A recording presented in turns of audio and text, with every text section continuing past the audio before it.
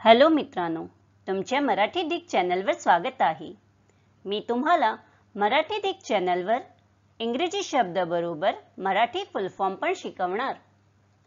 तर चला समय नष्ट न करता आजच्या व्हिडिओमध्ये शिकूया full form of TOEFL TOEFL.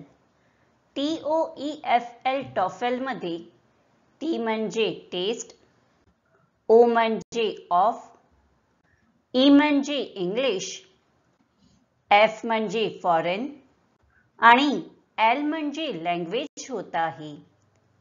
असे TOEFL टॉफेलचा full form test of English as a foreign language होत आहे।